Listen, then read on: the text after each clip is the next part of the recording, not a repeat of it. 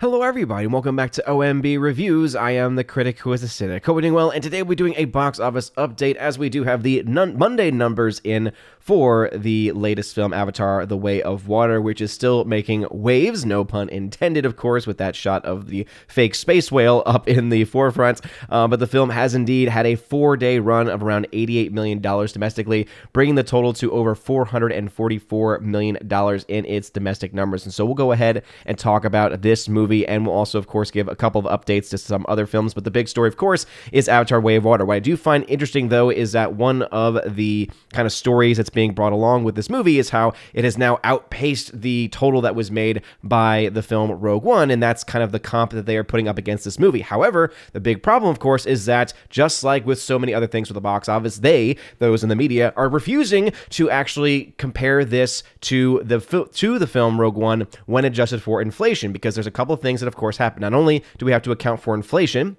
because the dollar back when Rogue One came out was worth a lot more than it is today, but also because that is a way to take into account the difference in ticket pricing as well. Because if you look at the average ticket price for Rogue One back when that film came out versus the average ticket price for Avatar: The Way of Water, which costs vastly more with even higher IMAX, higher 3D, higher IMAX 3D tickets, etc., the average ticket price is so much higher for Avatar: The Way of Water, especially since the vast majority of people going to see this movie are seeing it in those high premium format showings. In fact, I've went ahead and looked to some of the show times for yesterday and for even today for the rest of the week, and what I found interesting is that when you look to the IMAX showings, the 3D showings, you have some seats in there, especially those IMAX 3D showings are selling very well. But when you look at the 2D showings and some of the off-time 3D showings, you see maybe a couple of seats actually at best.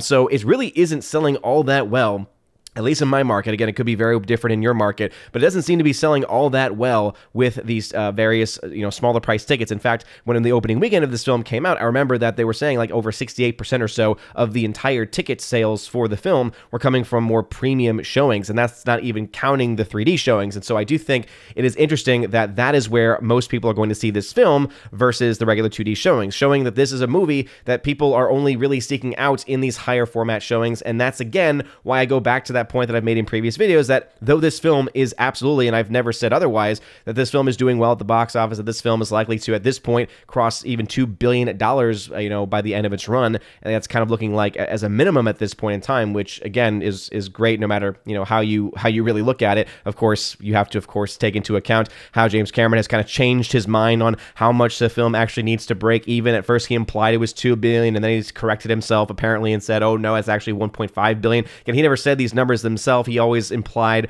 rather saying it needs to be the fifth or fourth highest grossing, and it really means the 10th or 11th highest grossing. And again, people go ahead and look to the highest grossing films and then say, oh, so that would result in the film needing to make $2 billion and then $1.5 billion, etc.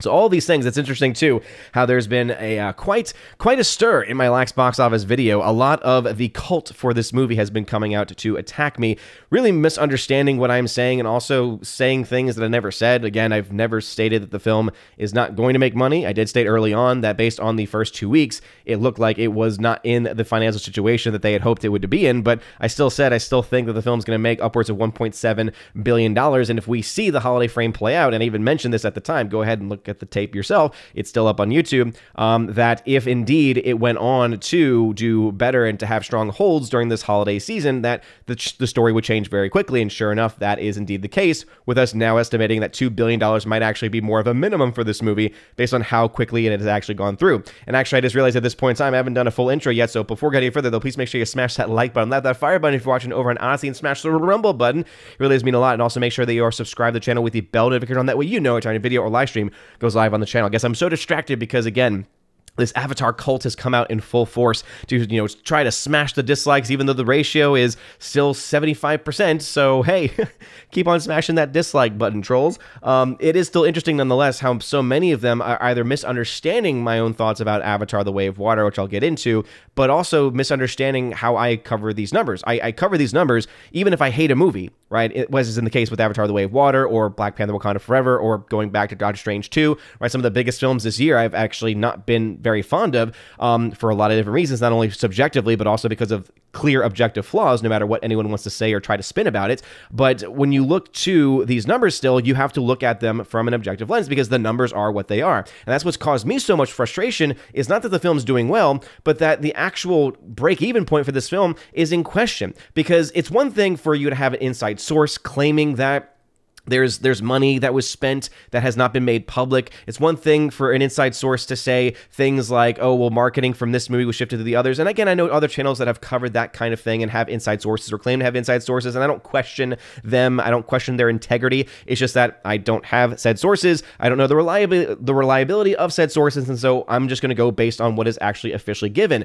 But when the source is the guy who directed the movie, when the source is the guy who's actually talking about the film, and he's coming out saying, and implying rather, oh, the film needs $2 billion, and now he's changing his tune to say, oh, now it needs $1.5 billion, and then you have people in the comment section who are trying to kind of, again, play defense and play almost, again, in this weird, and I have to keep saying it like this, almost cult-like fashion, trying to play defense for the guy. It just honestly is quite scary. It's quite bizarre to me that people have so much of a cult-like devotion to this film. It's one thing, and again, I want to make very clear here, it's one thing if you enjoyed this movie and you had a subjectively good time at the theater. Hey, if that's you, hey, I'm happy that you had a good time. Honestly, I am happy that you enjoyed yourself at the theater. But when you come in and try to argue that the film is objectively good and that the story, which is universally understood to be the weakest part, and even people who love the film subjectively still have to admit, yeah, you know what, the story really isn't all that good, but that's not why I went to go see it. And hey, again, as long as you can admit that fact, we're good. The problem that I have is when people try to come in to say that objectively the film is somehow good because it's got nice splashy visual effects, and that kind of takes away from the actual story. And it wasn't meant to have a good story and doesn't need to have a good story because all that matters are the effects. I have a problem with that because the reason why is that you're implying then that a film can be good as long as it's got pretty things to look at. When last I checked, a movie is made up of multiple things, right? Effects are sometimes a part of it, but you have things like cinematography, right? There's an objective school. You have to learn cinematography. If you don't learn cinematography, guess what? You can have objectively badly shot movies. This has actually happened. I remember the film Pig, for instance. One of the reasons why I did not like that movie was because the cinematography of the film was not good. The cinematography was done very poorly. The shaky cam was to such an extent that scenes that did not have to have it and did not have it for any artistic reason, only the conclusion you could really come with is, oh, this person just doesn't really know exactly the process of actually making film. There are objective standards that you can look like cinematography, like visual effects. You can also look at things like direction. You can also look at things like writing. And ultimately what it comes down to, writing is the core of any movie. If you don't have a good story with good characters clearly developed, you have a bad story, and then by proxy, you have a bad objective movie. You can have good positive elements that might exist there, right? Even objectively good elements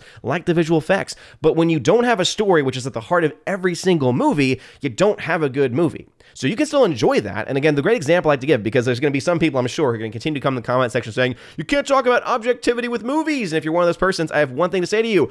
Okay, so you're saying that The Room by Tommy Wiseau is not an objectively bad movie? I just want to, again, for the sake of argument, I'm using an extreme example, but again, if you say that that movie cannot be said to be objectively flawed, then you have no idea what you're talking about. I'm sorry, again, if that comes off as elitist or snobbish, I'm sorry. If you look at that film, even if you didn't study film, even if you didn't have any knowledge whatsoever, you would have to look at it and say, oh yeah, that's not good acting. Oh yeah, that's not good writing. Oh yeah, there are a lot of problems and faults. Oh wait, at one point, literally a picture frame falls on the camera. These are objective faults. And I use that as an example because it shows clearly that films can absolutely be objectively bad. Same thing can be said for parts of films can be objectively bad. And if you want a really great example and a really good breakdown of the objective flaws to the story of this movie, you can go to, and again, I think it's one of the best breakdowns of the film and why the story is just so poor, go to the Critical Drinker's video. Go to the Critical Drinker, great person. Great YouTube channel. He's been on Friday Night Tights several times. He breaks down why this film, and this is someone actually who says this is the best and worst of James Cameron. The best in the fact that the visual effects indeed are stunning and the visual effects are breathtaking, and obviously he gives a lot more credence to the visual effects than I ever would. But he also then says, yeah, but let's also talk about these really bad characters, these tacked on things. I mean, just from the very get-go, if you want examples, from the first 10 minutes of the movie, you have characters that are either brought back to life or just come into existence because That is not good writing. That is lazy writing. That is James Cameron saying, oh, I need to continue this story, but I really like this, and the fans seem to really like this villain, or really like this specific character, so how can I keep this person around, or how can I bring this person back to life? Oh, I know, off screen somewhere, I'm going to have this happen. That is lazy writing. That is, and again, we're talking here about an objective standard. So you can like the movie, and I have no problem with anyone who subjectively enjoyed the film. The issue comes in when people try to argue that somehow either one, objectivity does not exist, which The Room, hopefully at this point, has proven beyond a reasonable doubt that that is just not true. Films absolutely have objective qualities to them, both good and bad. And two, that when it comes to the story of this film, that there are absolutely objective flaws to it. So again, if you're coming in to say that the film either one, can't have objectivity to it, again, silly. And two, if you're saying that the film is actually objectively good when it comes to elements like the story, again, you're kind of ignoring some very key elements and some basic 101 writing that, again, you don't need, and I'm not trying to come across as any type of an elitist snob in any capacity whatsoever, because I'm not going around saying, oh, I have a degree in this, or I have this, or this, no, I made this movie, or I made that, because, again, none of that even were to matter, even if it were true. So all that matters, though, is the reality. All that matters is the truth, right? You always hear this expression being thrown around, hey, your truth, my truth. No. There is the truth, and then there is also our opinion. And those are two things. There's the objective standard and the subjective standard. Another great channel that I think always breaks this down is Mahler, right? Everything that he does with EFAP. Because what he does is he shows you, okay, I can subjectively enjoy a film and yet also still recognize the clear objective flaws that can absolutely exist within them. And I say this all the time with a more modern example, for me at least, is a film that I actually subjectively enjoy, but I know is objectively flawed, is a film like Thor Ragnarok. I have a lot of fun with that movie. A lot of people don't like the film, and there's completely legitimate reasons as to why they say that, including very objective reasons as to why they say that, especially when it comes to the character of Thor being incredibly inconsistent with previous iterations of the film, because even though it's a different director, different writer, you have to have that character remain consistent. So there are flaws that exist, whether you want to admit it or not. You can still like this movie and still admit that there's flaws. So again, that's really the issue that comes up to it. And I know that I've kind of gone off on tangent here, but if there's anything that triggers me, no, it's not that, oh, look at me, I've come in and made a positive comment, and oh, look at me, Avatar's making success, and oh, look, this guy's just mad that Avatar's making money. It's like, well, yeah, because I hate when bad movies that trick a lot of people, in my opinion, trick a lot of people with pretty visuals, to walk out of the film saying, oh, that was phenomenal. Well, what did you like about it? Oh, the visuals were amazing. Oh, what about the story? Oh, the story was great too. Oh, did you actually pay attention to what the story was saying? Well, no, because I was just so blown away by the visuals. It bothers me when films like this, right, which are not good films, because if you have a bad story, a lazy story, a story that is there to serve the effects, right? And again, basically the story exists to serve the existence of these effects. It is there to serve James Cameron in his desire to somehow spend all of his time in Pandora, and that's all that he cares about. It's like, oh, all I care about is showing you this visualization of Pandora, this fake world that people have actually had instances of feeling depression from because they realize that they cannot live in the world because it's not a part of the real world. He is so obsessed with that, he lets everything else fall by the wayside. And it becomes very clear and abundant when you take away the facade, when you pull back the curtain, when you pull back the onion peels, right? And you say, okay, but what is actually at the core of this film? Because guess what?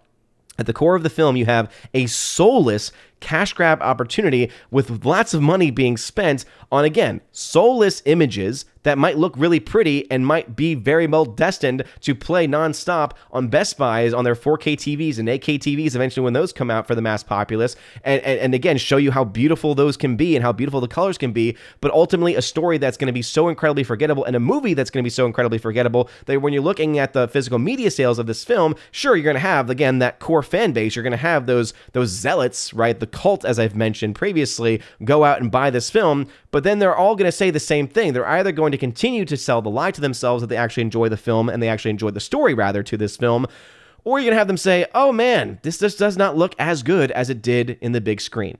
Because that's why this film exists. This film exists to be seen on the big screen, and I'm not denying that very fact in reality. But to then say that that makes it a good movie when the story itself is so incredibly flawed, that's an entirely other thing. But there is no denying the fact, going through all of that, that this film is indeed making money. This film is making bank. right? This film is set to make even more money. Whether you believe what James Cameron, the filmmaker himself, has said, that the film needs to make $1.5 billion to break even, well, then according to him, the film has not broken even yet.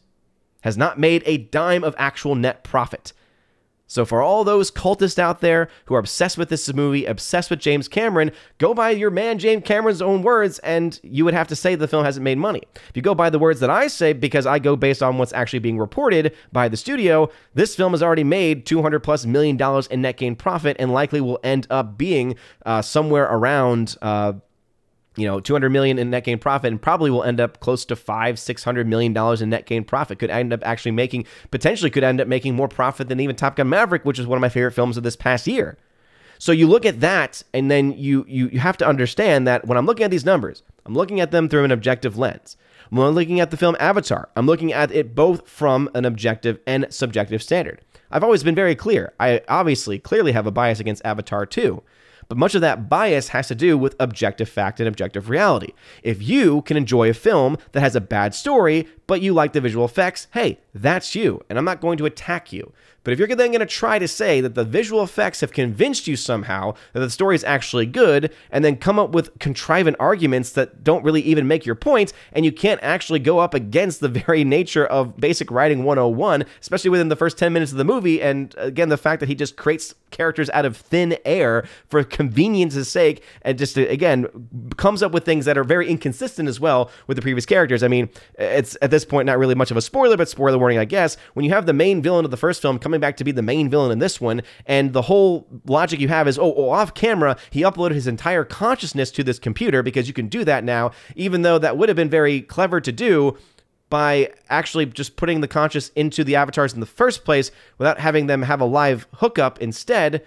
Wouldn't that be a better idea? And also too, you're talking about someone who so clearly hates this planet, right? They purvey him to be this racist. Why would he ever even partake in a program where his consciousness could even potentially be put into one of these types of bodies? Does not make any sense whatsoever. And if you want to come back with a quick, like, well, actually, if you do, you can go right ahead and do it. I'm just going to either ignore you or laugh at you because at this point in time, it's just become laughable. But these are the numbers as they currently stand. Again, Avatar Way of Water has indeed been doing quite well. But what is interesting, again, the lie that is being told by the media is that this film has now passed up the Rogue One Star Wars story, which is another film I did not like. But when you actually adjust the numbers for inflation, no, it hasn't. Rogue One was at $467.4 million at the same point in its release when you adjust for inflation, because you have to take that into account. You have to take into account the changing ticket prices for anything before anything else. So even though the film is still tracking very well, especially if you compare those numbers to where Rogue One was, you can see that there's absolutely a channel and a lane for this movie to eventually catch up with Rogue One's numbers. At this point in time, though, it has not gotten there. And when you look to Rogue One, this film capped out around $565 million domestically. I've said, right, I think that there is absolutely a lane for this film if it keeps tracking,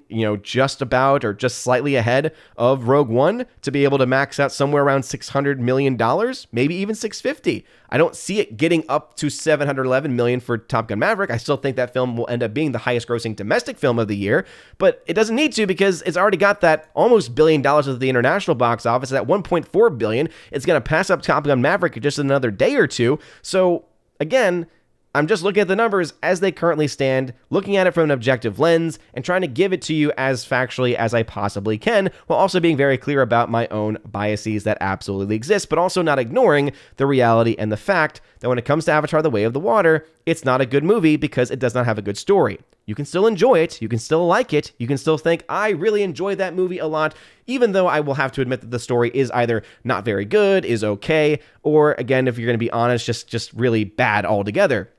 But you cannot come around and then say, the story's actually really good, you're just a hater. No, I'm not just hating on this film to be cool. I'm not just hating on this film to get clicks. I'm not just even trying to get hate clicks. It's that I'm trying my very best, and I probably am failing at it even too, to try to convey reality. That's what I'm trying to do. That's why I've always been trying to do with this channel. And again, I'm always clear when I'm giving my opinion, when I'm trying to, actually convey an opinion. I always try to then also make it clear when I'm trying to convey something that's more based in reality. And if I'm ever wrong on something, I will totally admit it. Right now, my tracking is not looking like it's going to be correct, because this film absolutely did so much better in the holiday frame than my charting could possibly even account for. But we still have another weekend coming up where we will have the non-holiday weekend where this film absolutely could end up plummeting at the domestic or international box office. I don't think that's going to happen, but theoretically could. All right? So anyway, if you're going to continue to troll at your own risk, as I like to say. But anyway, if you like this video, smash that like button, smash that fire button on Odyssey, light up the fire button on Odyssey, and smash the rumble button as well, because Lord knows the trolls will be out in full force once again. The cult will be back once again. And I'm sure I'll get a bunch of those comments saying, I was a subscriber and now you've attacked me, blah, blah, blah. And again, I've never hid my own feelings for this movie and for this franchise, but also I've never hid away who I am either. I've always been very clear. I've always been very honest about things, and I've always tried to, again, reveal truths. I've always tried to reveal that which is true through box office numbers, through looking at films through a very critical and cynical light. You may not like to hear it, but ultimately, at the end of the day, much of it is indeed based in reality. Right? I'm not saying every single part of Avatar 2, The Way of the Water, is objectively bad. I'm saying that the core of it, the heart of any movie, which is the story, which are the characters, is flawed. And even though you might have fallen for the, oh, well, there's a good guy, dad character. Okay, let's talk about that. Let's talk about the good dad character. Oh, he became the head of the tribe. How? He was a human pretending to, and he became the head of the tribe, and then he ran away because he was fearing of the results that it could have on his tribe, so then he went to another tribe, and then he decided to not run away this time. Oh. So the whole movie could have just been avoided had he just, Okay, yeah, sure. Anyway, let me know your thoughts about this in the comments section down below. If this video, smash the like button. Again, you're all amazing and beautiful people. Hope you all have a wonderful rest of your day, and as always, God bless.